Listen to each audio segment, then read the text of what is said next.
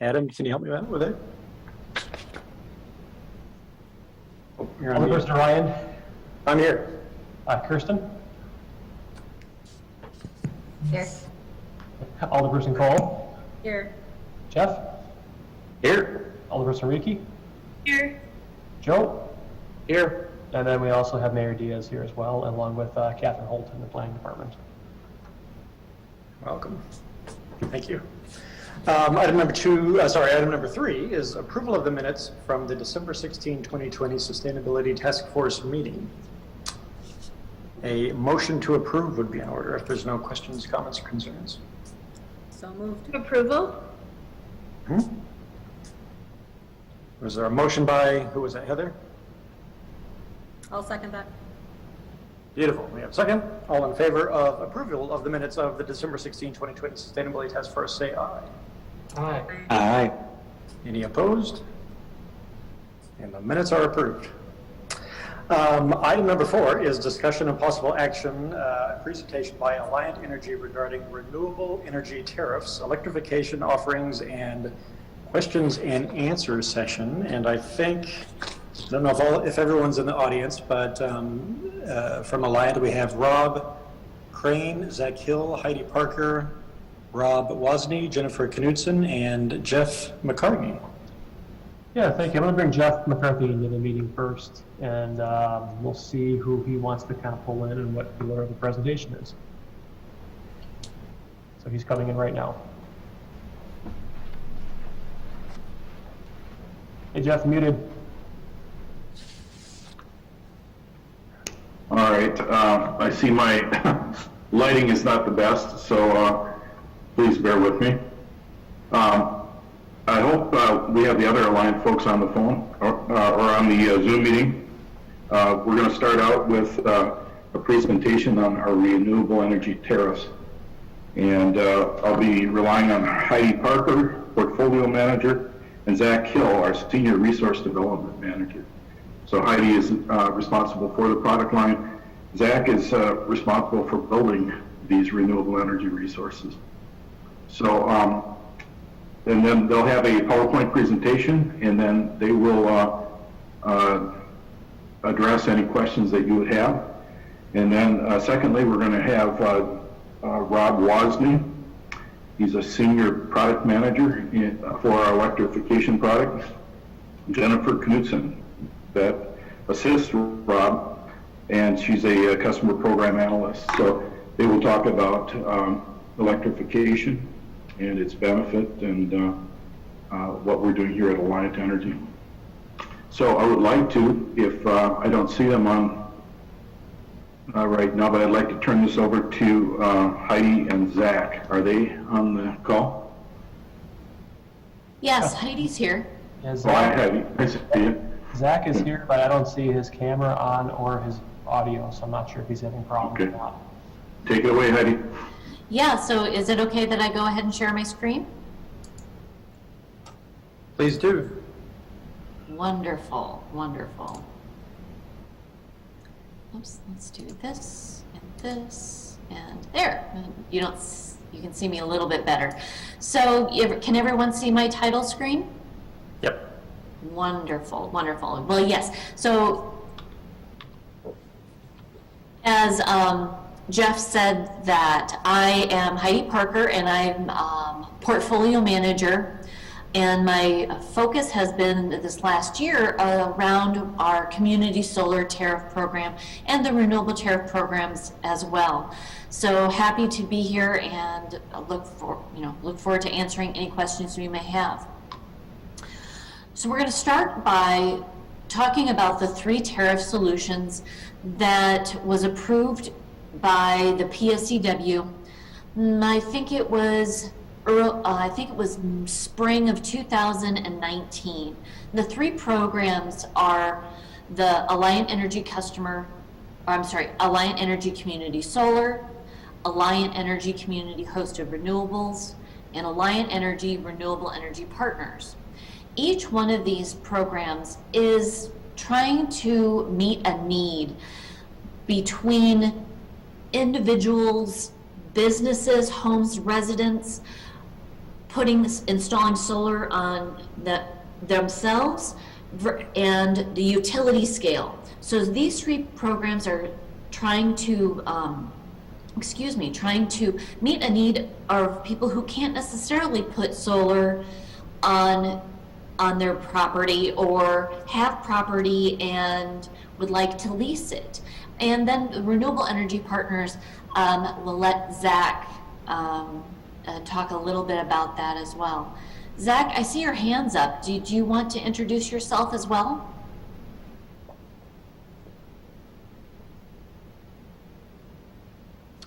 All right, I'm going to keep going, and I'll volley it over to Zach here in a little bit. So, at a glance, each program has different expectations and within the tariff itself. For the community solar, each installation is expected to be a 1 megawatt facility. We have some rules that a single subscriber can't have more than 60% of that facility. And we offer 25% of the array needs to be available for residential customers. Looking at customer hosted a little bit more, there is a capacity per installation. We can't do anything smaller than 200 kilowatts, and we can't go anything larger than 2.25 megawatts. Within Wisconsin, we have also a program cap of 20 megawatts in the next several years. Each one has a different pricing model. Most of we're talking about is solar with battery, or we could bring wind into the mix as well. One of the things that I will touch on a little bit is that all of these programs are meant to be, they can be done individually or they can be bundled together as well, depending on people's sustainability goals. So let's just jump right into community solar. So community solar, as I had mentioned a little bit before, not every location is good for solar panels. A residential house may not have a south-facing roof in order to capture solar. Businesses, their roofs might be too old to put on their roofs, things like that. So we put together this community-funded program to help that solar be sustainable and make it as simple as possible for our residents. And when I say community-funded, that means there is an upfront subscription fee, and I'll talk a little bit more about this. There's an upfront subscription fee, and the people who subscribe to the solar facility also get all of the bill credits. So I'll dive into that here in just a little bit further. One of the not caveats, but benefits is that customers can subscribe to solar blocks that can offset up to 100% of their energy usage. It is very flexible. They can do a minimum number, or they can go all the way up to 100% of their energy usage. Not to exceed, but still 100%. So how does it work? So with number one, we're talking about buying blocks, but before number one, we are working with the communities to find locations. We are vetting different sites to find the right location for a solar installation. We will work closely on determining what that block price is, and then start helping with some marketing out into the residents, the businesses, in order to buy blocks in a local solar garden. And when I mean local, not community solar in facilities in Florida or in Arizona. That this is something that people would be able to drive past or see, that's what they had subscribed to. The energy, however, is delivered back onto the grid, in which we then use that energy to help power the rest of the community. But again, it's those people who subscribe to the solar facility who are the ones who are going to be receiving a bill credit off of their bill based on the previous month's solar production. So let's talk a little bit more detail about that. So the program itself, oh, do I need to pause? Nope, Okay. you're up. Okay. The program itself is 20 years. And once the facility is operational and the customer has finished paying for their subscription, they would receive a bill credit for the next 20 years. 20 years is a long time, but again, it's a good opportunity to not only, you do see a return on investment before the end of that 20 years. So you'll have 4 to 6 years of gaining a solar profit off of this. So it's a return on investment of 14 to 16 years. It is hassle-free. Again, we are using Alliant Energy. We're going to use our resources to build, construct, do the marketing, we own the facility, but all of the benefits go back to the subscribers.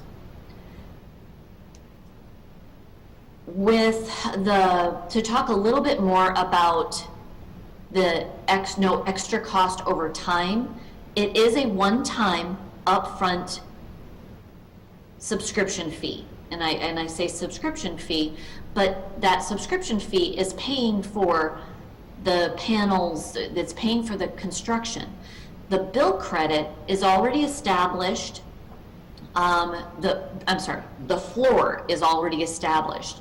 So the minimum credits that customers will receive is 6.3 cents per kilowatt hour for the residential customers and 5.6 cents for non-residential commercial customers. Now again, that's the minimum that you'll be receiving. Every few years we do a cost of service study and see if that needs to be increased or not. It'll stay the same or increase.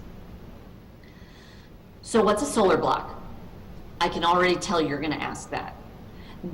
A solar block is a 250 watt increment of this 1 megawatt facility. The block subscription fee is based on, like I had been saying, the facility materials and installation, the construction, the interconnection back to our grid, the marketing in order to get the subscriptions and get people informed about the facility itself and this opportunity, and it includes land and lease. Any lease payments that would be incorporated. So we have allocation of a 1 megawatt facility that equals about 4,000 solar blocks. 25% of those solar blocks are going to be reserved specifically for residents. When we put this rule into the tariff, because we didn't want businesses coming in and gobbling up all the blocks and not giving opportunity for the residents. So for 6 months, we hold 25% of the blocks, 1,000 blocks, for residents to be able to subscribe to. Now, we can have more than that, but we want to make sure that they have that opportunity. Businesses can purchase up to 60% of the facility itself. We have something that we're calling an anchor tenant that has has additional program benefits. If we can find an anchor tenant to subscribe to 30%, 60% of the facility, we include them in more marketing campaigns. We'll talk more about signage, and it's really it's really a good PR and opportunity to show businesses' commitment to clean energy, to the community. You know, it's everything. It's a good thing. And that's really all I have. I didn't want to take up too much of your time, but it's a great program, and happy to answer any questions. I don't know if we, Jeff, if you want us to take questions now, or should we go on to customer hosted? I think you should, well, if there are questions, take them, and then move on to customer hosted. Okay, Zach is on the line. I don't know if you guys can hear me okay now. we can hear you. Okay, great. Do you guys have any initial questions?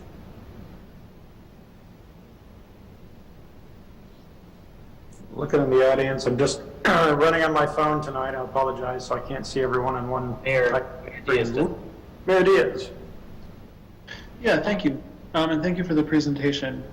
So if the city were to enact a policy where we would put solar panels on every park shelter, just as a kind of a matter of course, would Alliant be willing to partner with us on that? I'm not entirely sure what program that would fit under, but I'm wondering how we would make that happen. I think that could possibly be a combination of this program and or the customer hosted portion, which Zach is going to talk a little bit more about. Again, these three programs, they're meant to be flexible. We're trying to get as much solar. I mean, these programs are, you know, the purpose of them is to accelerate the deployment of solar and renewable energy. So we try to be as flexible as we can with them, but we just need to understand a little bit more about what your thoughts are too. Gotcha. I mean, and maybe that's something that staff or this task force could work on and work out a proposal and see what it would look like. You bet. You bet. Thanks. Yeah, no problem. Any other questions for Heidi? How many community solar blocks do you have right now? We have one facility that is currently live that we're taking subscriptions, and that's in Fond du Lac, and that's going to be a megawatt facility, and right now we're almost 25% subscribed. Just shy. But right now we have over 100 homes and businesses that have who are participating, Okay. and we're actively looking for anchor tenants. And that's been after 6-7 weeks, so very exciting. Yeah, okay. In the solar, I mean, Arizona does objectively have more sun. Yes. But in these solar blocks, have you guys considered also basically making them some kind of combination? So you have solar, geothermal, wind turbine. Has that been something you guys have considered to basically not be reliant on the sunny day? Right. So we're doing, I think, additional, Jeff, maybe you can help me answer that, but there is a portion of, we can always add battery as well. That might be a better idea with some of the other programs, because community solar, because it's self-funded, if the community is willing to also invest in a battery storage and along with it, then let's do it. So That's a good point. Yep. Yeah, Joe, if I can, we have a bunch of production solar slated for the next 2.5 years. We're going to install a gigawatt, which is 1,000 megawatts of solar capacity in our state, and hopefully in our service territory. But that's production, that's for us. In these tariffs, this is meant to be for customers. So residential on up through the commercial and industrial customer. So we will, we have not, I don't believe, considered geothermal to be coupled with solar at this point. Our wind is unique to itself. We have wind farms mostly in Iowa, but to answer your question, I do not believe that we are looking at hybrid systems of the type you described, except where it makes some sense. So if we had a capacity issue, but that would probably be on the production side rather than on the customer side. So I'm not sure if that's a deal breaker or not, but we'll probably be building our solar that might have some backup battery where it's needed, where it makes some sense. But other than that, we will have separate streams of wind and of PV. That was more of a curiosity question, so thank you for indulging me. No problem, no problem. So with that, I think, Zach, do you want to talk a little bit about customer hosted? Yeah, sure. Kirsten, did you have a question? Oh, I'm sorry. That's okay. Yeah, I was just wondering if you could quickly clarify. So it sounds like you buy into it at the beginning with the fee or whatever it is, more or less. So then, in order to reap the benefits for the full 20 years, I'm assuming, like, do you have to remain in Wisconsin where Alliant Energy provides your energy? Does that make sense? Yes. So we do have rules, or we do have processes in place. If you move outside the territory, you would move outside the territory. You can cancel your subscription and receive a prorated refund on those subscriptions. The blocks themselves would then go on to the next person in the wait list. So we have a wait list management. We also have, if you move, you also, and stay within the territory, you can take those blocks with you, or you can take those bill credits with you. You don't have to lose that if you move. So we do have a lot of those processes in place. Thanks. You bet. Cool. Any last questions for Heidi? Not seeing any. Okay, who's up to bat? All right. Can everybody still hear me okay? This is Zach Hill of Alliant, and I'm on my phone too, so I don't know if you can see me okay or not, but hopefully you can hear me. We can hear you. All right. Well, thanks. Well, thanks so much for everybody for the opportunity to speak to you tonight. I guess I just kind of want to back up a little bit. I know we just kind of launched into community solar. I'm obviously very excited about that program, but I think I just kind of level set everybody a little bit. We're very fortunate now here at Alliant Energy to have 3 new tariffs that we can tailor to our customers' needs. That hasn't always been the case. It used to be kind of, here's your power, this is how you're going to get it, this is the rate that you're going to pay, and that was about it. But we obviously know that our customers are changing, our communities are changing, sustainability goals are right up there a lot of times with now costs and reliability of our service. And so this has really got an opportunity, I think, to talk with you more about some of these renewable tariffs that we have at our disposal now. And it really starts, I think, every time when we talk to new customers or our customers who are interested in these tariffs, to really start with them, because their objectives sometimes change. Sometimes our customers want to see actual bill savings. Heidi mentioned that facet of the community solar program. Some just want the renewable energy credits to help offset their emissions and to help please investors or customers. I know a project that I'm developing right now in Dane County for Dane County, adjacent to the landfill on the east side of Madison. That's really the primary objective of that 16 megawatt project. The Dane County is going to go kind of net zero, so to speak, as I'm sure you're aware of that.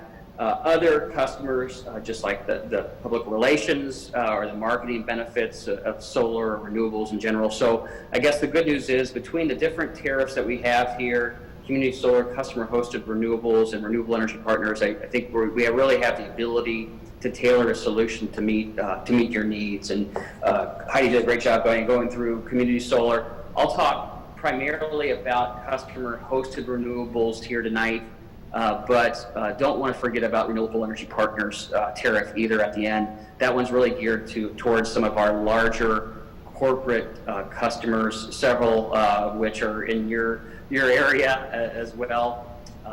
Epic, for example, has very lofty sustainability goals, and certainly several others, but that one's really tailored to providing those types of customers with a high volume of renewable energy credits and to have some impact on the bill.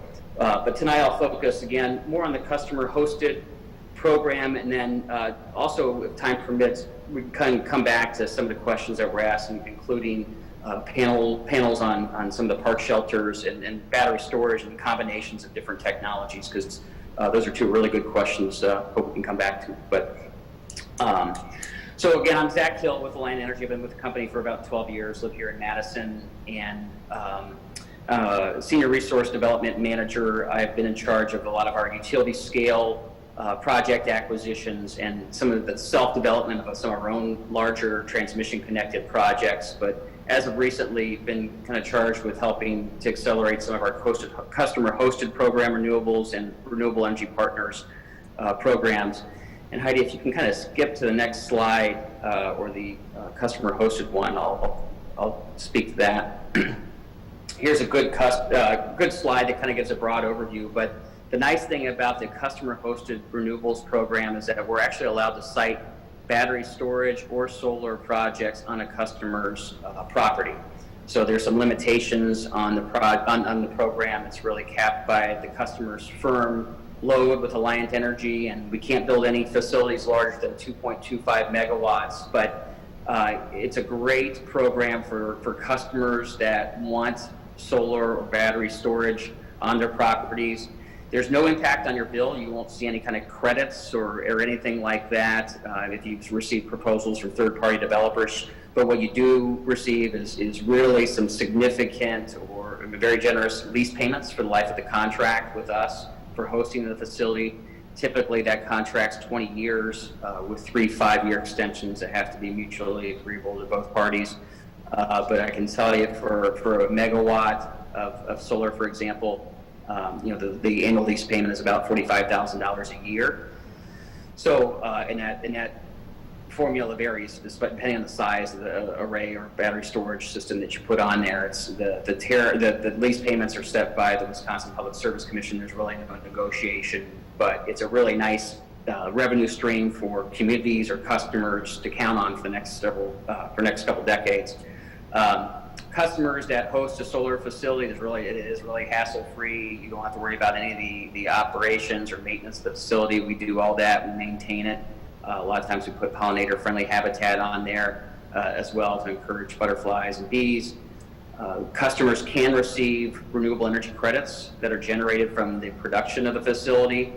If customers choose that option, they do see a reduction in their annual lease payments, but not to a great extent. Those renewable energy credits aren't really too valuable right now, so you'd see your lease payments drop a little bit on an annual basis. But again, it's pretty minimal. But as this slide shows, it really helps you turn some of that unused space into income. We're talking with several customers we've got several proposals out to different communities and customers right now. We expect to execute our first lease with the city of Sheboygan within the next 2 weeks for a 1 megawatt project there. That's been in the news. We have proposals out for a number of different areas and towns and areas. Some are on brownfield sites, some are on landfills, et cetera. It really just varies. The big wrinkle with this program is that for us to utilize this program, we've got to be able to show some grid benefits to all of our other regulated customers in our service territory. These benefits, the definition of the benefits vary. It can be cost savings or additional energy resiliency or redundancy. But again, it's a great program for our customers and communities that want to promote solar or battery storage and showcase their leadership on sustainability initiatives. That, I believe, if you go to the next slide, Heidi, I don't know if there's anything else on this one. Okay, I guess before I stop talking, I will just offer to talk more about the Renewable Energy Partners Program if there's an interest. Again, that tariff is more geared to some of our larger corporate customers who have lofty sustainability goals and desire a significant amount of RECs to offset their emissions and to go net zero. It's a little bit more complicated on how those contracts are structured. There's a little bit more risk, but could certainly talk more about that with you if you'd like. But I think given what we're talking about today and trying to find some great solutions for Verona, customer hosts might be a great way to start. And I guess I just stop there and take any questions. Thank you. Joe, go ahead. Is I believe it's 16 megawatt project going out by the landfill that the Madison School District and the city, is that the city or the Dane County? Yeah, Dane County's got a number of different projects going on right now. They've really been doing a lot on the solar front. This was going to be a separate one. We announced last November with the county executive adjacent to the landfill.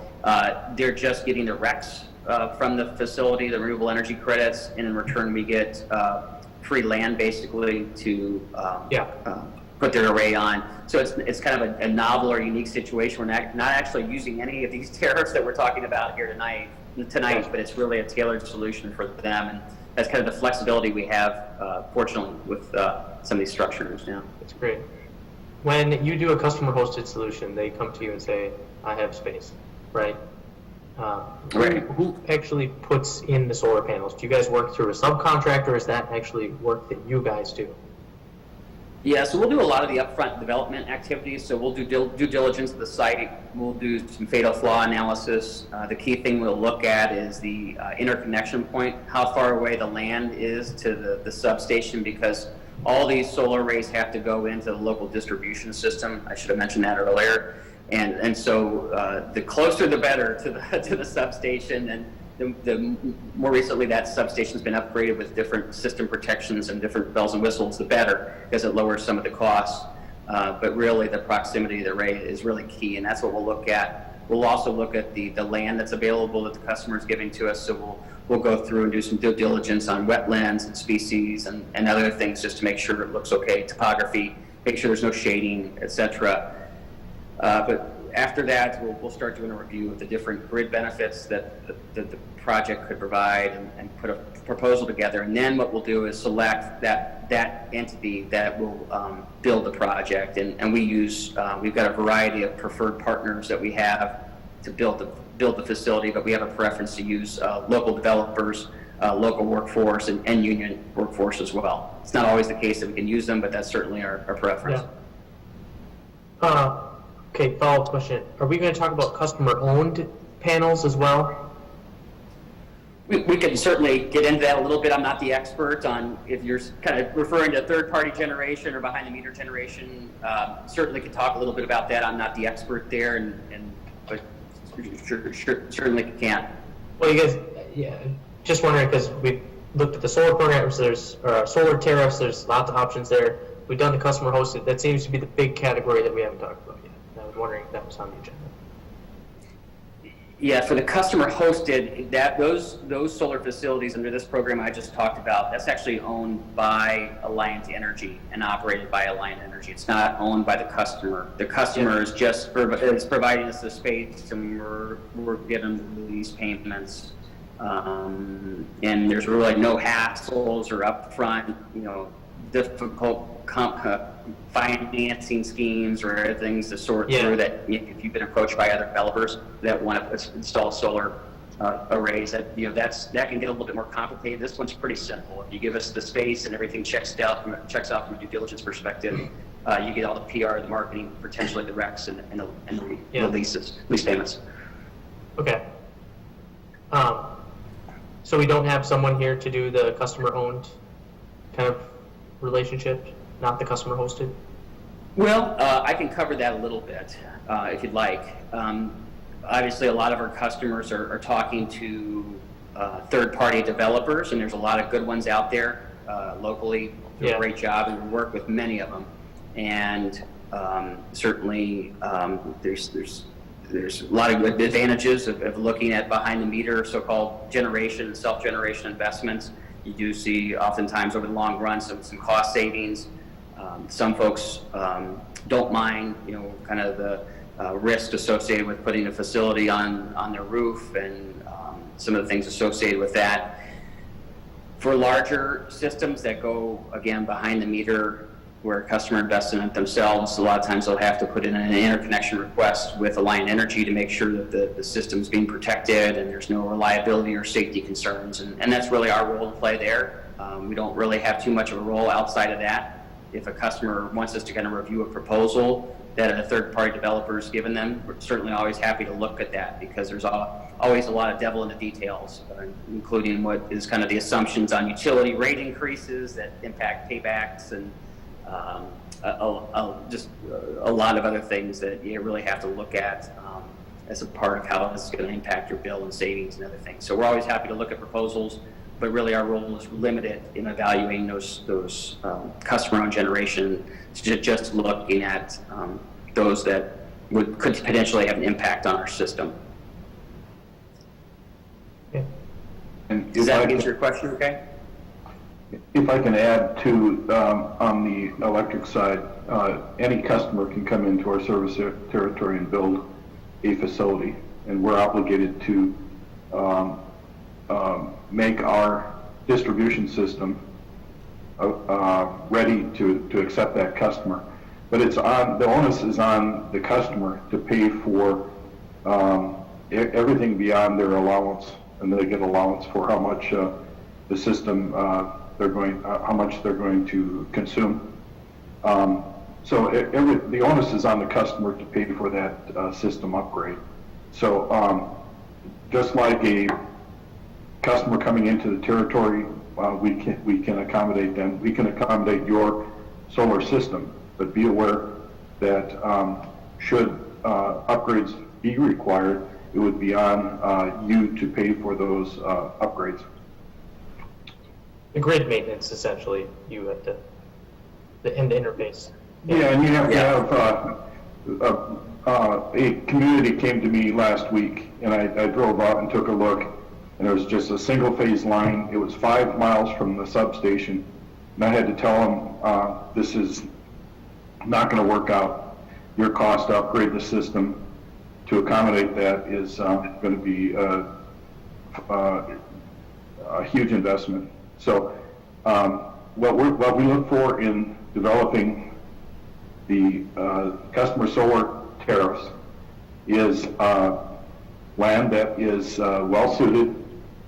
It has good electric infrastructure, and it's close to the substation.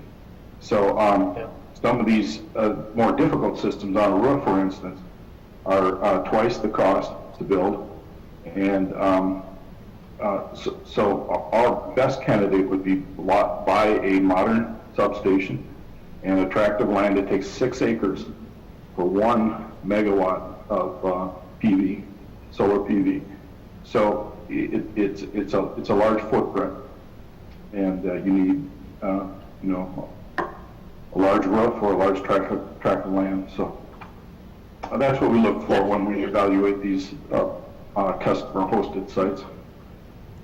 And we can certainly do more due diligence. If you had some land that you wanted us to take a look at, we could certainly do a valuation and do an estimate of the different costs and pros and cons of the site.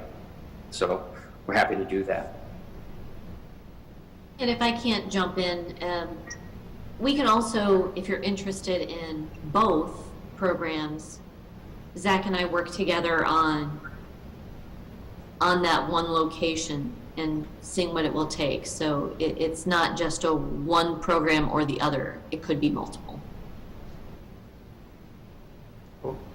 I might call on myself real quick if I can. So I had 2 questions. One, I don't think I heard it, but I'm curious, with the customer hosted, where do you source? I'm particularly interested in the battery storage piece of it. Sure. Where do you source from?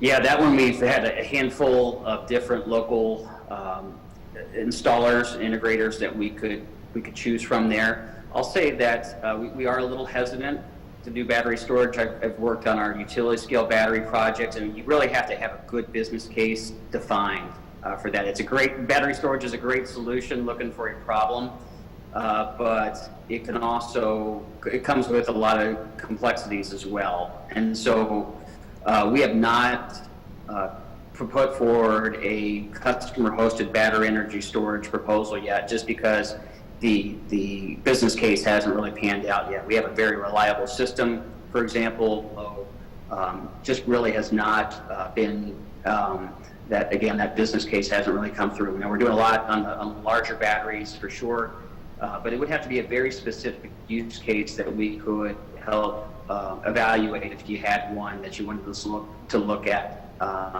And we would call on some of our preferred developers to help kind of evaluate that business case, and we have some in-house, a lot of good in-house experts as well. But a lot of challenges with battery storage for sure.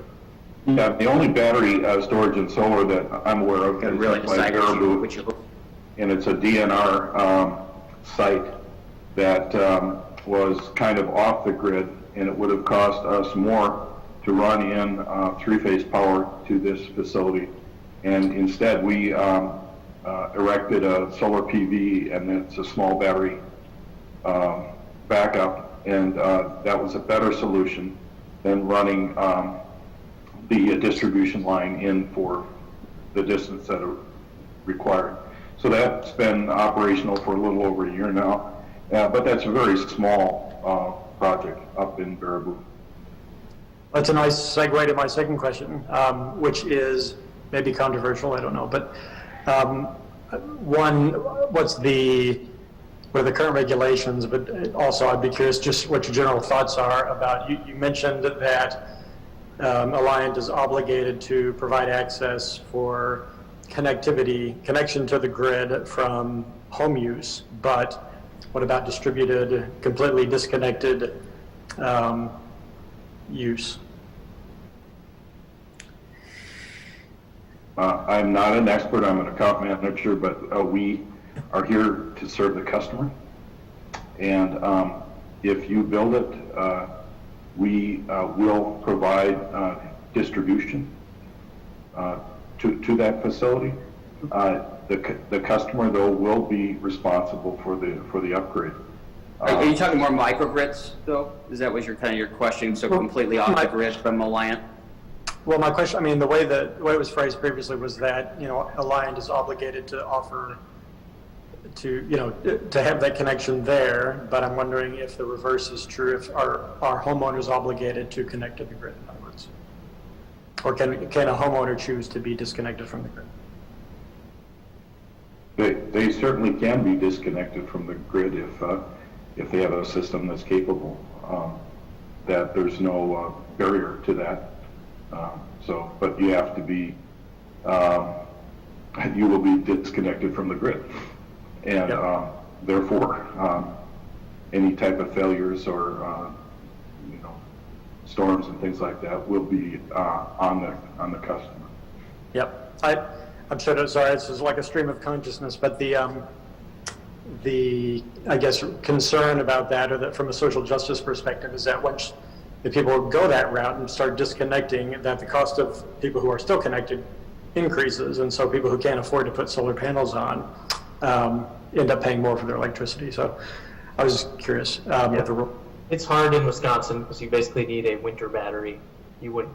It's it's very expensive without the grid. Yeah, you'd need some batteries, some very good, reliable batteries. Very good batteries, to store the electric. Yep. Agreed. Sorry to co-op a bit. Last question. I'm just curious. You said 6 acres is required to produce 1 megawatt. I'm wondering what the current efficiency of your solar panels are that you use, because presumably if you increase the efficiency, you decrease the footprint.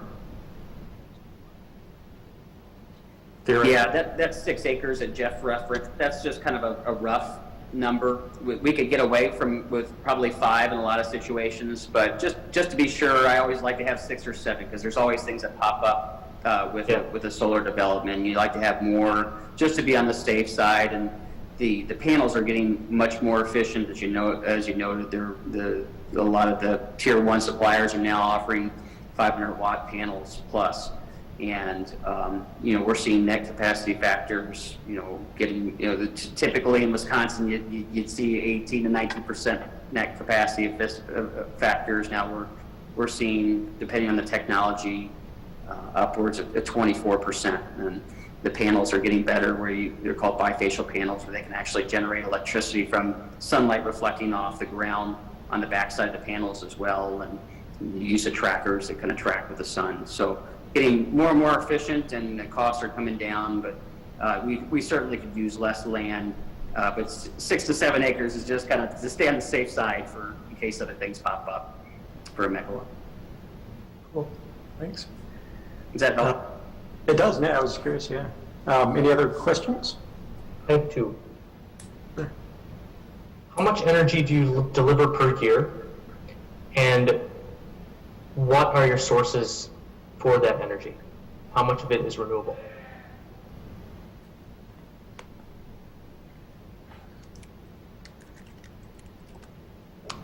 I have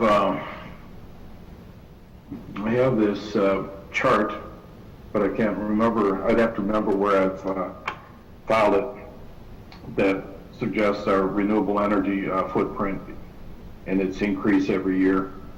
We will be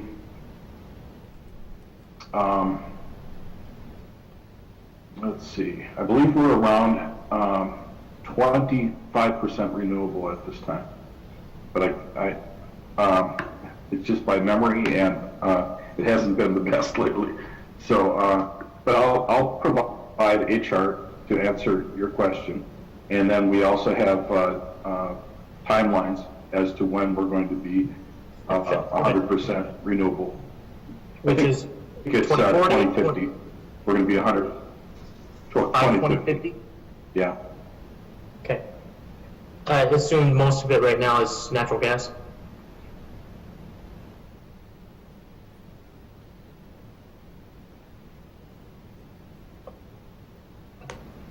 Did we lose?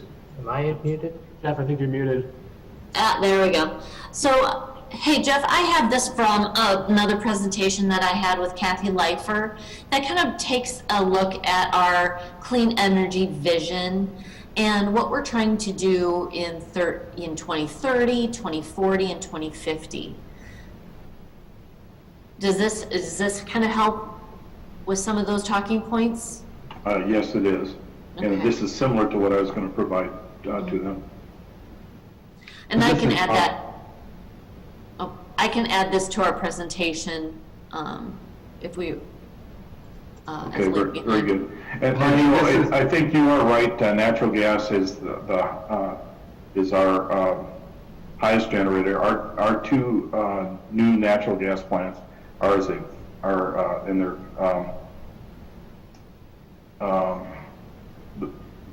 probably the most efficient because they're new, and those plants generate a substantial amount of power. Those are 750 megawatts each, and we've eliminated a few of our coal plants, and we're eliminating some more. So this timeline that Heidi just showed to you is our plan to become 100% renewable by 2050. And we'll be eliminating our coal plants by 2040. So 20 years from now, we will not have coal-fired generation.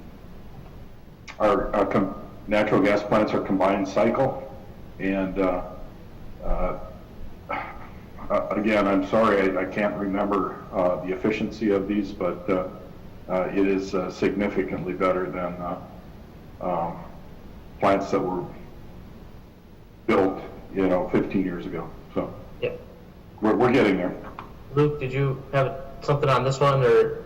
Yeah, actually, I just had Okay. I just had a brief follow-up since we were talking about coal. I mean, I guess it's good to take the coal out of circulation because coal power is incredibly polluting, but is there any chance you could have a more aggressive timeline? Because 2040, I mean, I know it's better than perhaps where we were going, but it doesn't strike me as aggressive enough in line with climate change and just, keeping people healthy because of air particulate pollution being so bad for coal power plants. And that's, we're too low level for that. Those are our published goals, and maybe we'll do better than that. But it is, you have to replace the generation. Right. We have to get that, 1,000 megawatts in place So I'm just in order to get that going. Yeah.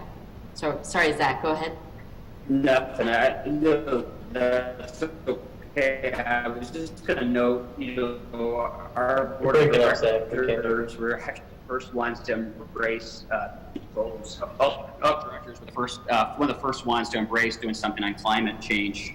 It was over a decade ago now. At the time, it was a little radical, but I think we'll continue to beat those goals that we have publicly announced. I think our original target was 2050, and then that went to 2040. We've announced recently over the last year the early retirement of our Edgewater coal facility in the Sheboygan area, and I think you're going to just continue to see our generation fleet get cleaner and cleaner. I mean, this gigawatt of solar goal that we've announced, before the end of 2023, that's just the start. We're going to continue to add on more solar. I know I'm working on several sites that we plan to develop kind of 2024 to 2027. So we're getting there. We always have to balance new generation and renewable investments with customer rate increases, because that's always a priority too for most of our customers, to be quite honest. And but I can tell you that you're not going to be building nuclear plants, nuclear plants, coal plants. Our gas plants are there for when we need them, these cold winter nights, but those are very efficient gas plants. So we're going to continue, I think, on these sustainability investments. I think you'll just see us, we've been leaders, and I think we'll continue to look at our coal plants and going forward and see what we can do with those. Thank you. If you can kick it up the chain, I would definitely appreciate that. And if there's anything Vernon can do to help do our part, I think we're here for it. Great. That's good to hear. And Luke, what I've decided in my own house is not to put a system up, but I bought a block from that Fond du Lac plant, and the next plant that we, or the next community solar project that we build, I'll probably buy another block, and it's my way of addressing my concerns without having to put something on my roof. So there are other tools that you can do, but that's what I'm choosing to do personally. So. Rob, did you have a question? You have your hand up? I don't have a question. I was trying to add a little insight to the conversation, so I was just waiting my time until I had an opportunity. But Heidi, you don't need to worry about including that and updating your presentation, because Jen and I have that slide in our presentation.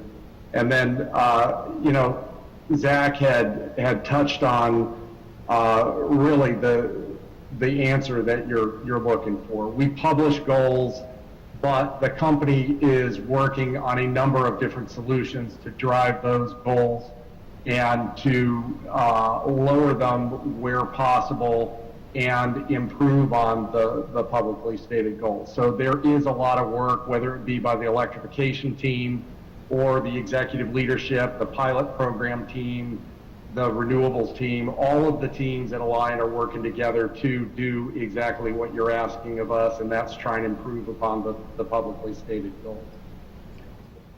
It's better to underpromise and overdeliver, but we're all praying that you overdeliver. By a lot.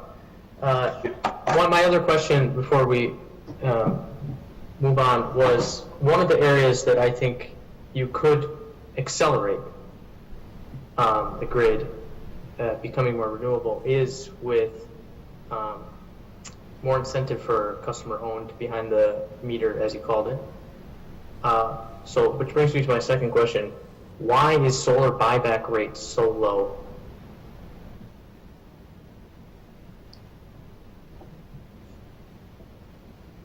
It's under 4 cents a kilowatt. And we pay 12 cents, so it's a third the cost. So I'm wondering, that plus grid fees, when a customer purchases their own solar, the ROI on customer-owned systems is not helped by Alliant rates. So I'm wondering if that's another incentive, another avenue behind all the portfolio that you guys have already, which is all awesome. If that's the one avenue that I feel is lacking. Yeah. I guess I'll take that on. You know, it's our hope that when you flip on the switch, you're going to have renewable energy and affordable rates here, 100% sooner than later. But understand where you're coming from on the buyback rates. And somebody touched on this a little bit earlier. You know, we still have an obligation to serve our customers, and the more people that invest in their own generation, if they're able to do that financially, most of the time, 99% of the time, they're still connected to our grid. We're their backup. We're their energy provider on cold nights like this or the hottest days in July and August. And we have to make sure that we have enough money to invest in our distribution system and the reliability of the grid.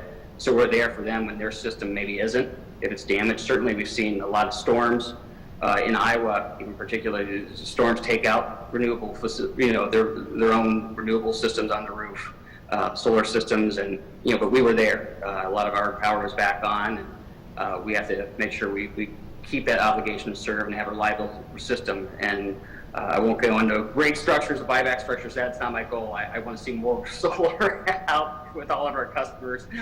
So maybe I'm not the best person to answer this, but really, we just have to make sure that grid is reliable for all customers, and that we have the means to do so. And I think that drives those buyback rates. Yeah, the grid is, not arguing the grid is great. I own a lot of solar. I am on the grid. I understand that I cannot maintain my own system. And most, like you said, 99% of customers do that. And especially up here in Wisconsin. So hence the 50 cents a day grid fee. But I'm most particularly interested in just the buyback rate. Is that set by the state of Wisconsin, or do you choose the rate at which the extra energy that goes back to the grid is charged? Public Service Commission of Wisconsin. Public Service Commission sets those rates? That's right. Okay. Approves those rates. But understand where you're coming from. Again, we want to see more solar out there, and there's a that was just a big, me personally, I put solar on, and the company that I work with, they didn't really understand all that. Like, they're telling you to put solar panels on for whatever number of kilowatts you're using, but they don't actually do all the math and the ins and outs, the grid fees and the buyback rates. They don't figure all that out. And I think that is either going to leave people surprised or ultimately disappointed, and then not accelerate this whole mission. Yeah, I understand where you're coming from. That, when I said the devil's in the details on those proposals, there's a lot of great developers that we work with that do that for our customers, and they're kind of upfront and transparent, and there's some that's not. And we want to encourage the good actors, and we work with a lot of them. Quite frankly, trying to work with them even more on some of these our own projects. So it's really good. We're always happy to look at proposals and to kind of help key in on some of those key financial assumptions before making an investment, for sure. Thank you. If I could interrupt, it's 8 o'clock, and I'd like to give Rob and Jennifer a chance to present it, if that's all right. Please. So can somebody give us a quick refresher on how much time we have? I think we sort of intended for this meeting to last 2 hours. Okay, so we've got plenty of time. Jen, do you want to jump in? Yep, I'm trying to queue up the presentation here. And while Jen's doing that, you know, our goal for this meeting was just to give you all a better idea of what is happening with electrification, and more so, you know, what's going on behind the scenes, why it's important to start thinking about these things now, and, you know, what we can do to assist you in your goals. We're not going to just talk about specific rebate programs or anything that we offer, although we do have those as part of our toolkit that we can use to address some of the challenges. But we're going to go through the deck and help you guys understand what we're seeing, and then we're going to talk about what we can do to help you prepare and how we can assist you moving forward in your goals. Hey, can everybody see the presentation and hear me okay? Sure can. Okay, perfect. So I'm Jen Knudsen, and that was Rob Wozni. We're both on the electrification team at Alliant Energy. And we'll just go through a quick agenda. We'll start by talking a little bit about how electrification can help the transformation to a carbon neutral future.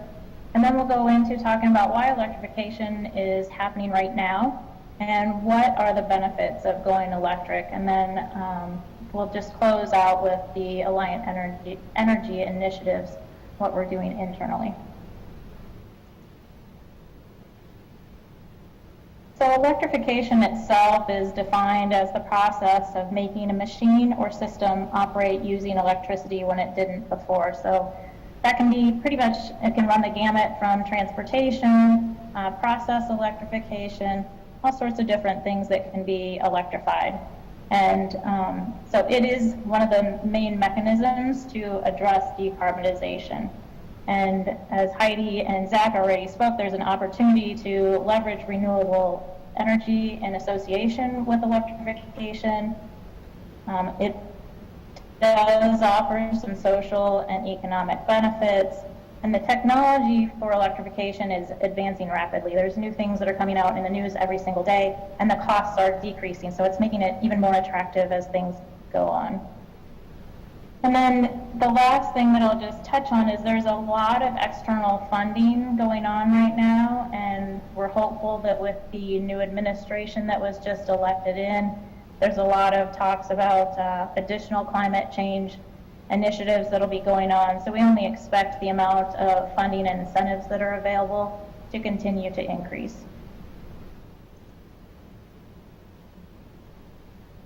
So we'll talk a little bit about the market indicators and why we know that electrification is coming. So both of these slides were put together by Bloomberg NEF. So the slide on the left shows the historical and then future expectations for ICE vehicles when compared to battery electric vehicles shown in the blue, and then plug-in hybrid electric vehicles. So as you can see, the share of electric vehicles is just continuing to increase, and internal combustion or standard vehicles will decrease over time.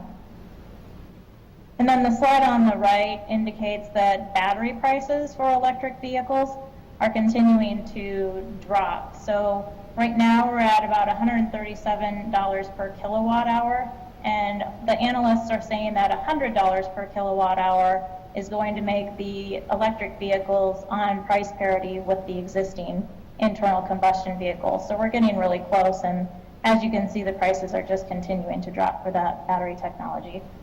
And then if you start to factor in a carbon tax, which is a hot topic of discussion in a lot of communities, then that makes the justification that much more attractive to move in the direction of electric transportation. Yeah, so this slide, I know it's really busy and tiny, but just to give you we wanted to give you a picture. So the information on the left is all of the countries that have put bans in place in the future. Quite a few of them are in the 2025 or 2030 timeframe when they're planning to ban internal combustion vehicles. And then the chart on the right shows the cities or territories that have plans to ban internal combustion vehicles. So there's been a few in the United States, in California, mostly on the East Coast and the West Coast, but we expect that trend will continue. And those announcements in the United States were just made in the last couple of years. So the number that are making those announcements will continue to increase. And Rob and I just pulled this information today, and we had something that we had pulled, I don't know, probably a year ago, and the number that was on that previous chart was much smaller than what we're seeing today. So the trend is continuing to increase.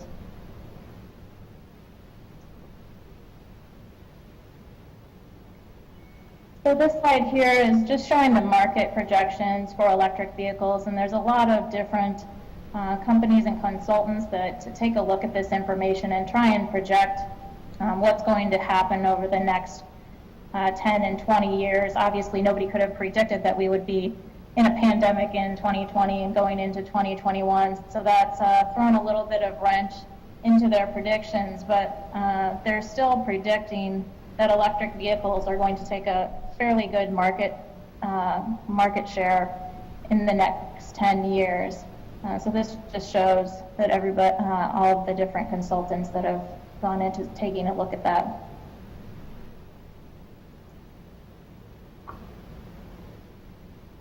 So of all of these market indicators, it's really showing that there is a perfect storm of things that are going on in the marketplace right now. And so the OEMs or vehicle manufacturers are seeing the writing on the wall, and they know what direction it's headed in. So this is a graph showing right now what the current OEMs are planning to invest, and it's at $23 billion. But even in the last month or two, there's been new announcements. General Motors increased the amount that they were investing.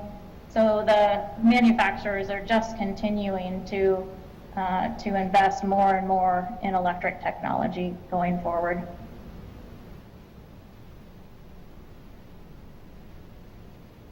Then now I'll kick it over to you to take the next few slides.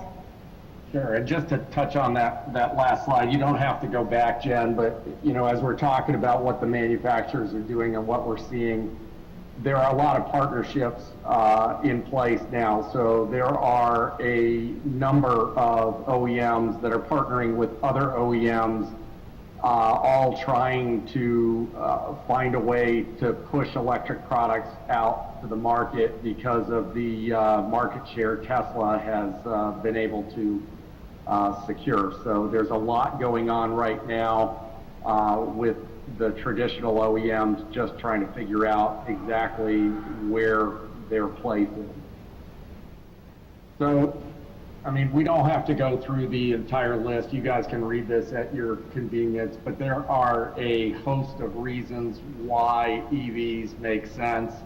Aligning with your corporate sustainability goals is a huge one. We already touched on leveraging renewables. But there are a lot of other reasons that make EVs better for the community. Go ahead, Jen.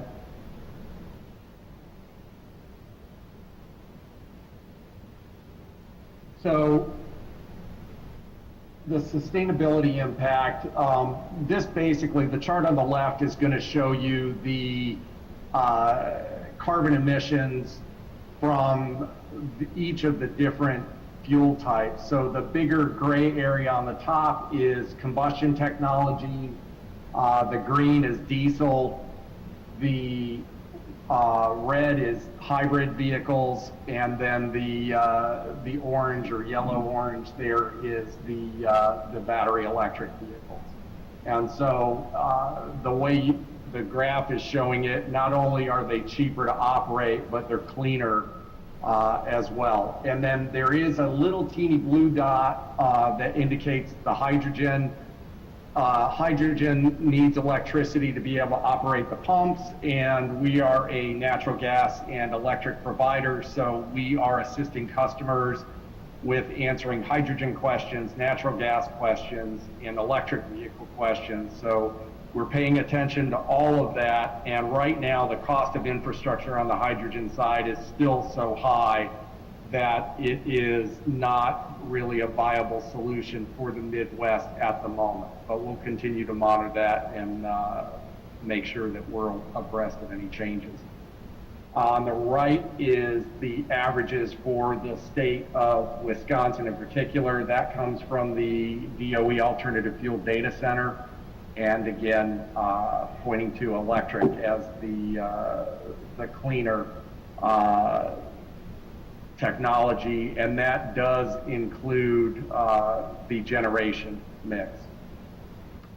And then, I don't know if I mentioned it before, but I was certainly thinking it when we were talking about this. On our website, we have, which is a great segue, Jen, our corporate responsibility report. It used to be called the Sustainability Report, and we've renamed it.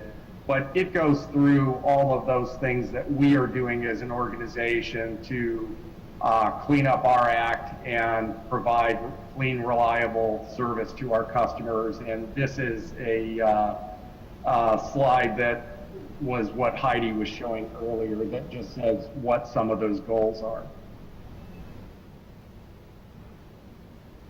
Go ahead, Jen. And then this is from the Alternative Fuel Data Center as well. This shows the current, as of today, gas price versus the e-gallon equivalent. So you can see there's a pretty significant difference. Over the past couple years, it's been anywhere from half to 2/3, and it's fluctuated a bit there. Go ahead, Jen. This chart, basically the pink at the bottom, shows you the consistent electric rates versus the dynamic rates of other fuel prices. So as everything else tends to move with market indicators, the electric rates remain current, stable. Go ahead, Jen. In terms of maintaining an alternative vehicle fleet, when you look at electric versus some of the other hybrid or gas vehicles, there's significant savings for the all battery electric vehicles, and then followed by the plug-in hybrids. Some of the plug-in hybrids, they have higher emissions rates because of the different technologies that are used by different OEMs. Some use a gas engine. They just use the gasoline to power that gas engine. Others will use a generator. Chevy Bolt is a good, or Volt with a V is a good example of that. That vehicle uses a generator, so the gas powers the generator, so the emissions are going to be lower than, say,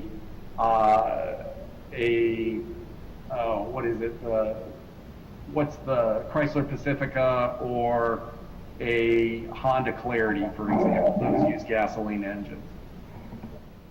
Next.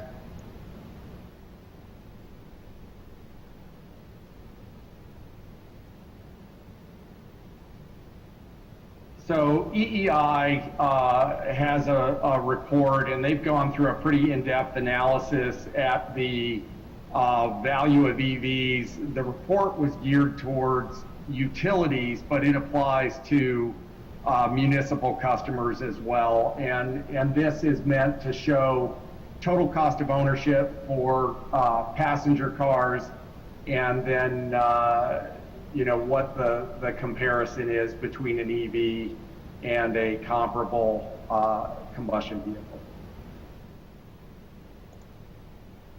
Go ahead, Jen. Yeah, sorry, there's a bit of a lag from when I advance the slides to when you guys see them, I think.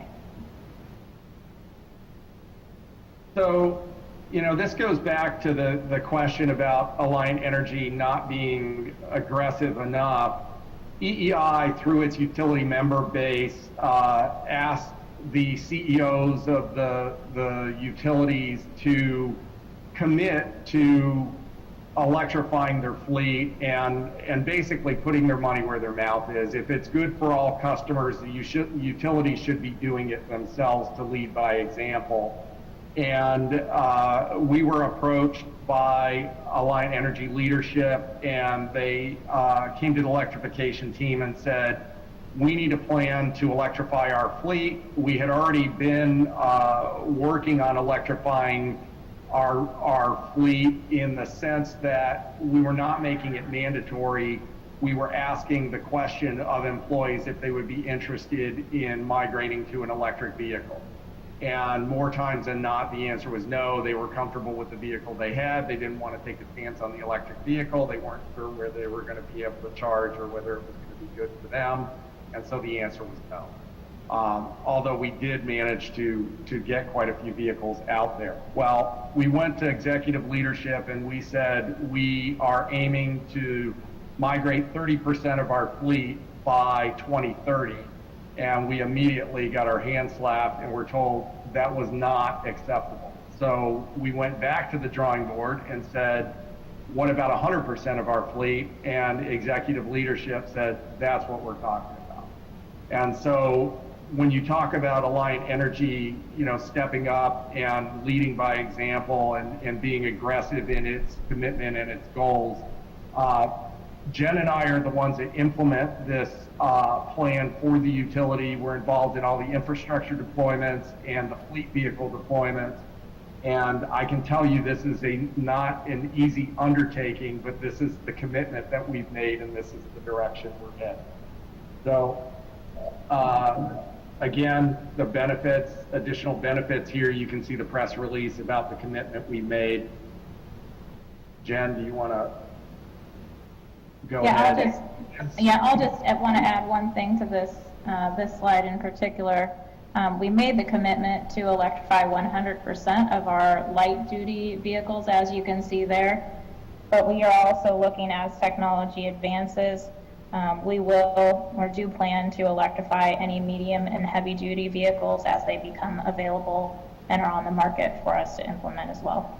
And we've been having those conversations with the light truck manufacturers to figure out how to get those vehicles into our fleets. We're also members of a variety of advisories.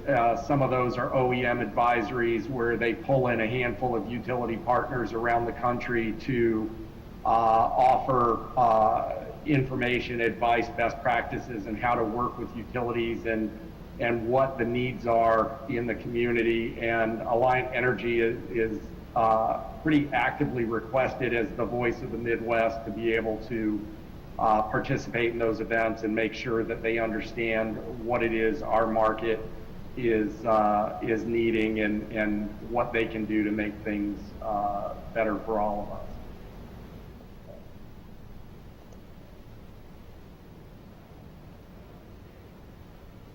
So that in a nutshell is what is going on behind the scenes with electrification. And Jen and I work on quite a number of projects, and it seems like most of what we're doing is customized based on the community that we're working with or the commercial or industrial partners that we're working with to come up with solutions that are best for them. So I think, some of you may have been on the call a couple weeks ago when we touched on the feasibility study we did with Burns and McDonnell for the city of Dubuque.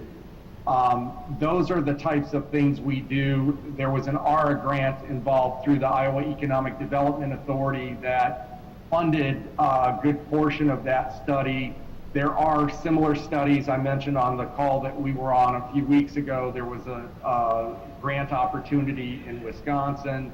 Jen and I stay abreast of the different funding opportunities that happen in the state.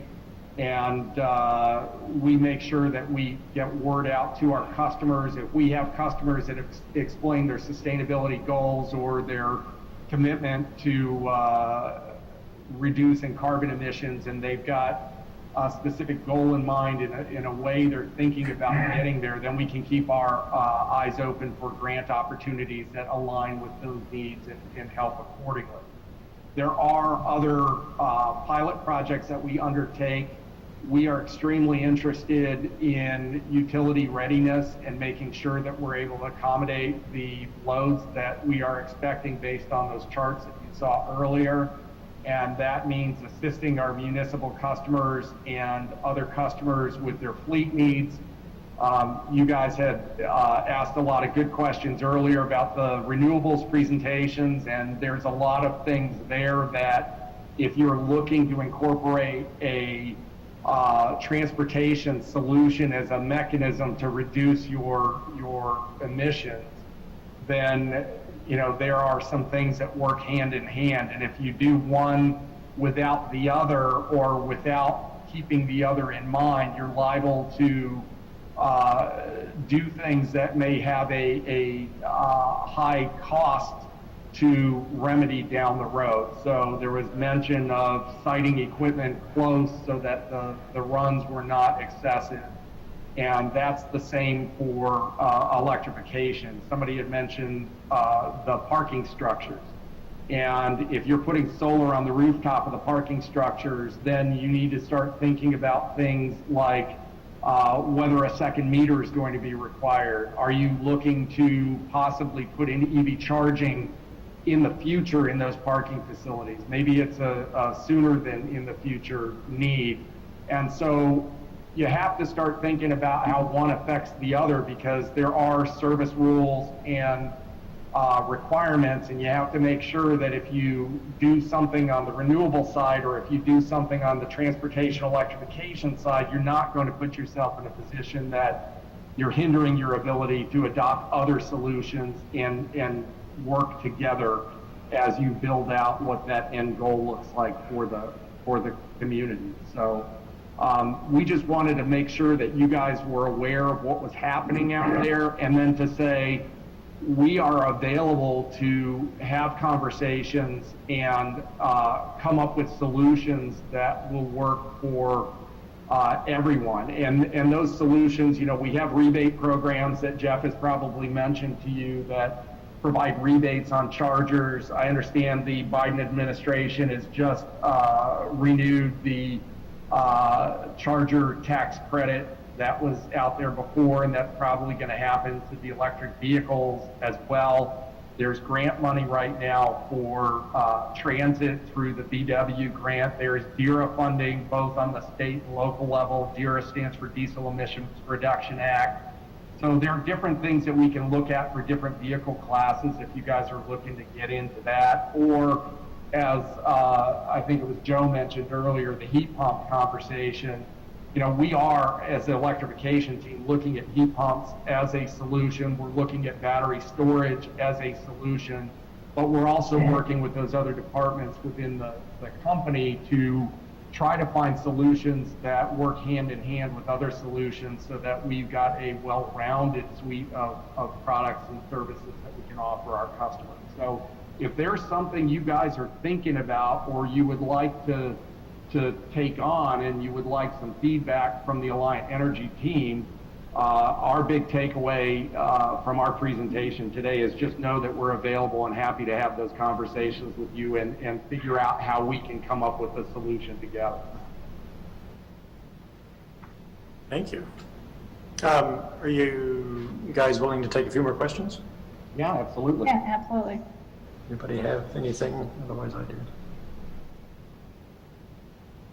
Luke has his hand up. Luke. Thank you. I would definitely appreciate any assistance you could offer to city staff in regards to potentially converting our fleet of city vehicles to all electric. It's still a bit new technology, and of course, being a bit of a smaller city, we can't experiment in the same way Madison or Dane County can. So any help both on infrastructure and what kind of vehicles work well would be appreciated. and we do have a path to follow. So everything we've done internally for our fleet, we're developing tools that we can use to help our customers. So, you know, we can talk through best practices. You know, we are hands-on when it comes to the infrastructure. I am the one that goes out to all of the charging stations that we put in and test it to make sure it's working properly. I troubleshoot the stations if they're not working. I've worked with other communities in Wisconsin where they've had problems with their chargers and have had questions about how to resolve them. We've acted as mediaries between the charging OEMs and the customers to help provide a little additional assistance to make sure things get done in a timely fashion. But we certainly can point you in the right direction, give you information to use, and we won't occupy today's call, but you know, you can set up a meeting through Jeff with our team, and we can talk about what that process looks like and where your starting places would be, what you would need to do to evaluate your fleet, how you would start to look at your different facilities and where those vehicles are coming and going from. And you know, again, then it involves having Jeff get out there with a field engineer at the different locations that you're considering the infrastructure. Our field engineers have X-ray vision, and where Jeff and I can take a look at a facility and say, yeah, that seems to make sense. These guys know where the infrastructure is under the ground, where we can go, where we can't go. We had a situation at one of our own facilities that there were too many underground obstacles that were non-utility obstacles that we couldn't bypass, so we ended up not being able to put infrastructure at that location. And then, you know, other things, simple things like a signal strength assessment or analysis. Most people don't even know what that is, and we go out there with a meter at the locations that you're looking to put the infrastructure. Before you spend any money on infrastructure, we make sure that it's going to have network connectivity and it's going to work. Otherwise, you know, a lot of these different municipal customers out there may be putting in infrastructure that may not work from day one, and they don't know it because they didn't know enough to run that test or have their utility run that test for them. But lots of things we can do to support you. You just need to know what you'd like to accomplish, and then we can start to work through what that could look like, what are some of those possible solutions. In the instance with Dubuque, we looked at the 3 different renewables programs. We looked at their own hosting of solar at their facilities and doing it themselves, and then we looked at all the different variables and how that would affect them. And that study is actually public. It was just released and finished, so we can share that with you as well. And you can take a look at what they did and how they did it and use that to help guide you through your process. Yeah, it's a great roadmap to kind of see what they took a look at as far as the fleet and the different variables, and how they we put together a plan for implementing electric vehicles into their fleet and the infrastructure that is needed to go along with that. So yeah, we're happy to share that so you can take a look at it. Excellent, thank you. Any other questions?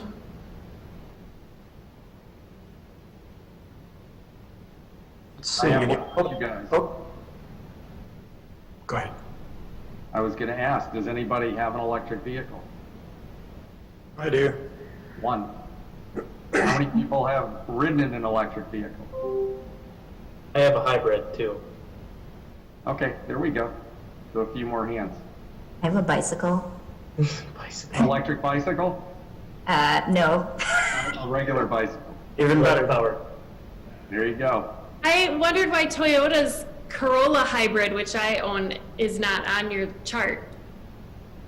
Toyota is interesting. So Japan as a whole, the government fully supports hydrogen technology.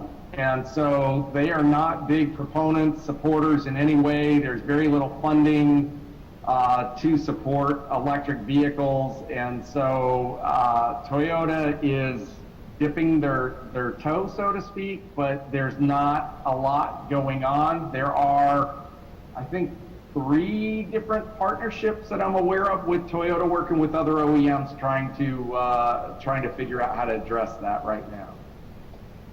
Didn't they just get a fine for emissions? I'm not sure if they have or not. $180 million fine.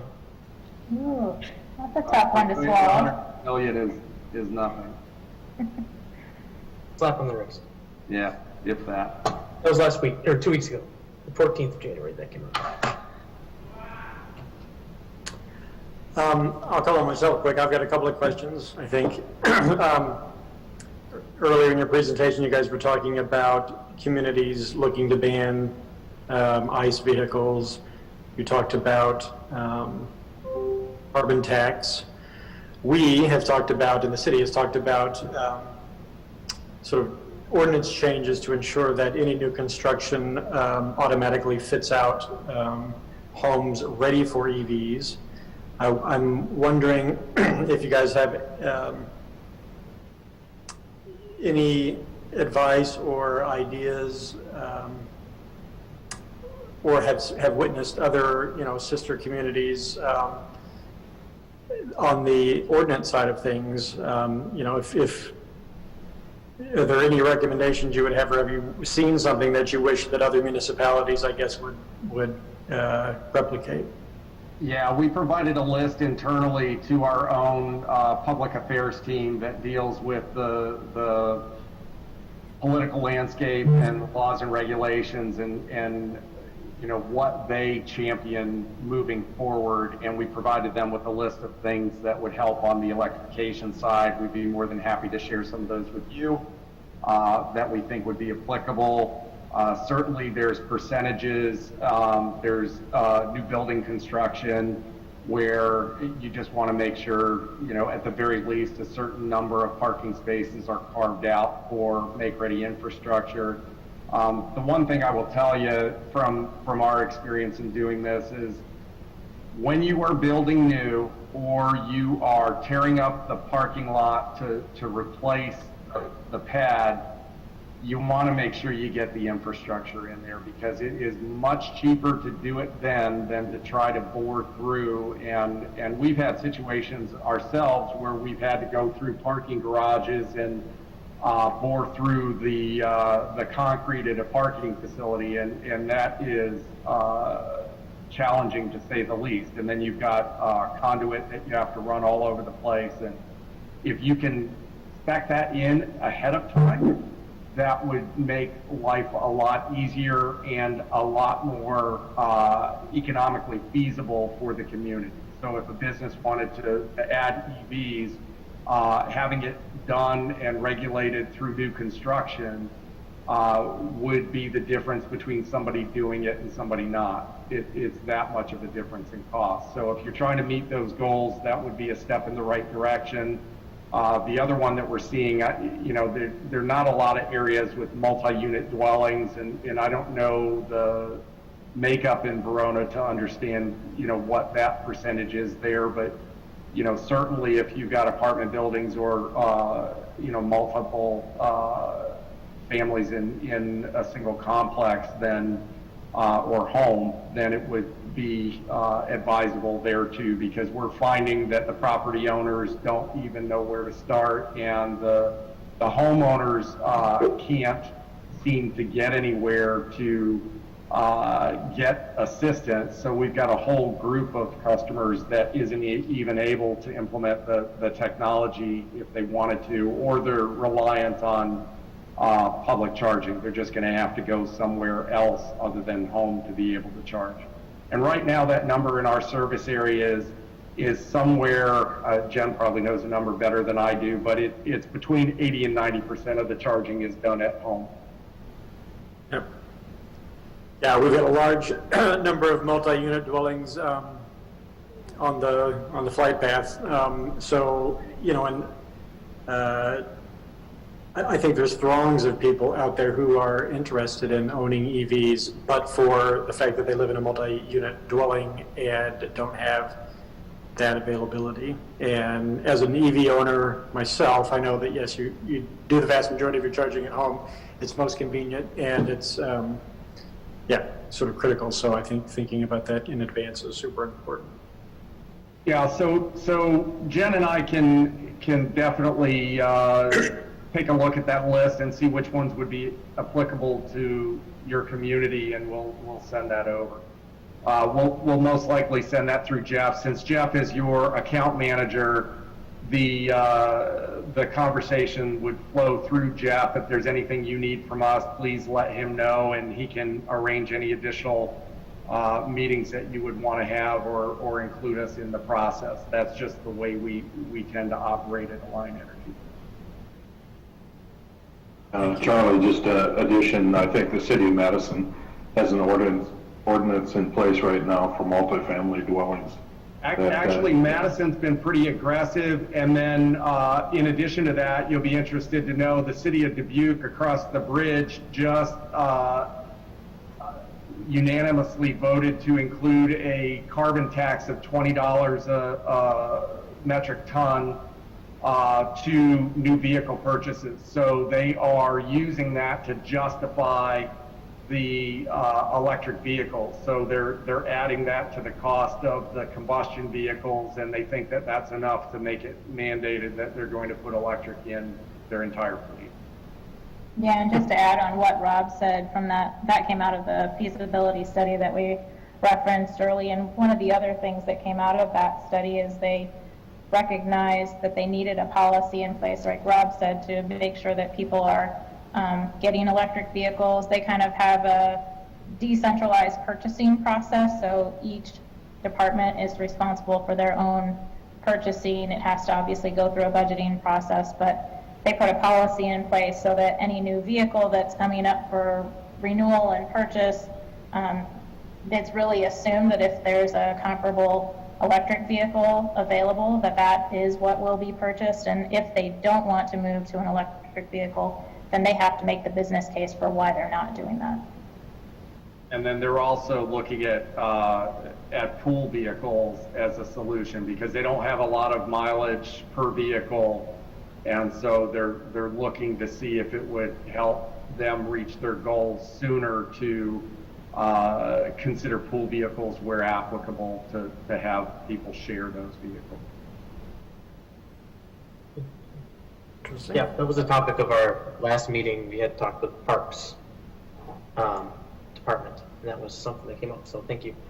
And we do have shared vehicles too at Alliant Energy, I'll tell you that. So some people, depending on the nature of their job, may have a vehicle themselves, but other people can check EVs or any other vehicle out if they have meetings at different facilities or they're going on meetings with customers. They would look through the email system, set an appointment, and book the vehicle. So if the vehicle's already in a meeting, you know it's checked out. You can't have multiple people trying to check the same vehicle out at the same time. Cool. Scanning here for any other questions, or just speak up, I guess. Seeing none, I thank you guys very much for your time this evening. That was tremendous, and I look forward to working with you guys going forward, and any other information you have to share with us, that would be great beyond this meeting. Thank you for having us. Yeah, thank you. And I did send the presentation earlier to Catherine, so she can distribute that to everybody if she hasn't already. Beautiful. Yeah. All right. Well, you guys are welcome to depart. You're welcome to stay for the remainder of our meeting. We don't have too much left, but well, we might move on at this point. So, Thank you for giving us an audience. Yep. Thank you so very much. Have a good night. All right, so item number 5 on the agenda is possible action, Dane County Action Plan supporter. I don't know if someone who wants to speak to that, Adam or Kevin. I can take that one. So we kind of talked about this last time. This was kind of recommended or discussed by the committee, the task force last time to look at this and then move it forward to the Common Council for potential adoption. So this is just a kind of an endorsement of the Dane County Climate Action Plan. Just real briefly, that plan by the county, the intent of that is to reduce greenhouse gas emissions by at least 45% by 2030 and to achieve net zero emissions by 2050. By doing so, they want to increase the county's commitment to equity and justice, deliver economic benefits to all parties, improve health and wellness to all residents, increase the ability to adapt and be resilient to changing climate, bridge the rural and urban divide by creating solutions that work for everyone in the county, and also to enhance the natural environments by delivering ecosystem benefits. This is something that a lot of other communities in the area have signed on to. And this tonight, if you choose to take action on this, it would be a recommendation to the Common Council. If you do recommend for this, we would be moving forward with the council on the 8th of February, the second Monday of the month. I think it's the 8th. And staff would be happy to answer any questions. Are there any questions? Let's do it. All right, in that case, if there's no questions, then a motion to recommend for approval would be in order. You say, Heather, so moved? So moved. Do we have a second? Second. Beautiful. All in favor of recommending the Dane County Action Plan supporter resolution to Common Council, say aye. Aye. Aye. Any opposed? And that motion passes. All righty, nearly done. Item number 6 is discussion of possible action regarding creation of Sustain Verona website. I don't know that there's any action per se because it's already created, but Adam? Yeah, just Catherine put that together. I thought she did a great job with that. It looks nice, visible. Just take a look if you haven't when you get a chance. If you have any comments or feedback, let Catherine know on that. But that is out there. It's active and live. So like I said, if you have any feedback, just reach back out to Catherine and we can make changes to it. I think Jeff had put together a lot of information as well too. Yeah, it looks Thanks, really Jeff. great. Nice job. Yeah, I'd like to take credit for the way it looks, but that's not me. That's all Catherine. So I really appreciate the work she put into that, taking all my notes in mess and making it pretty. So, job well done. Hey, Catherine, one piece of feedback. Can we make the buttons for the different, the big buttons, water, energy? They opened another tab. I don't know if it could just stay in the same tab. That'd be good. Very, very tiny nitpicky thing for me. We can do that. That's pretty simple. And I can show you how to do it, Catherine, if you don't know how to. No, All the stuff on it's awesome. I'm used to planning documents where you want to have the PDF beside it. You want so the we PDF always next to you, default yeah. to the next tab. No problem. Cool. Yeah, you did a tremendous job, so thank you. Very good. All right. Heather had her hand up. Oh, I'm sorry, Heather, go ahead. You got my email feedback, right, Catherine? Yes, I wanted to ask you about the solar though, because you said you wanted to add solar to the energy section, but what were your thoughts for that? Well, no, I just thought maybe we could base that on the information we received tonight as a committee and decide if we wanted to, just tell the public the options for individual homeowners solar. Perfect. I can do that. Okay, do we want to, as a committee, just have that on the website? For sure. Okay. I think people probably don't know that that's an option. Yeah. I didn't know until somebody came to my door. Yeah. At least I didn't know that it was more affordable than it was 5 years ago, Right. Yeah. Yep. All right, sorry. Scanning the audience, any other? Okay. Item number 7 is future meeting date. I don't know if you want to send out a poll again, Catherine? Yep, we'll send out a doodle on that. I know we have a couple outstanding items that we left off tonight just because we were concerned about the length of the meeting. We kind of figured this would go about 2 hours and we're pretty close. So typically when we get past that 2 hours, people get weird, I think as I put it to Charlie, or just the conversation starts to tend to get kind of sideways. So we do have some items out there still hanging out, so we'll kind of put a few of these items back on that we missed and then maybe possibly regroup on the kind of Alliant discussion as well too. So I think that's kind of what we're going to plan on. So I know Joe's got his hand up though. Yeah, I do have an update on compost stuff. If I just want to provide an update, is that now the time? Can I do that quick? I think you do an update. That's one of the items that we have on our list as well too. Is there something you can kind of send Catherine possibly? Kind of, 'cause that was on our list for the next meeting. For the next meeting? Okay, yeah. Yeah, that was going to be on there. Yep. Okay. If I'm you meeting have with infor- EPA tomorrow. That's it. Oh, That's all I was gonna say. if you have information for Catherine, just send it off to her. It might help us out too. Okay, I'll do that. Thanks. Cool. All right, well, item number 8 is adjournment, so a motion to adjourn would be in order. So moved. Do I have a second? Aye. I second. All in favor of adjournment, say aye. Aye. Meeting is adjourned. Thank you, everybody. Bye, everyone.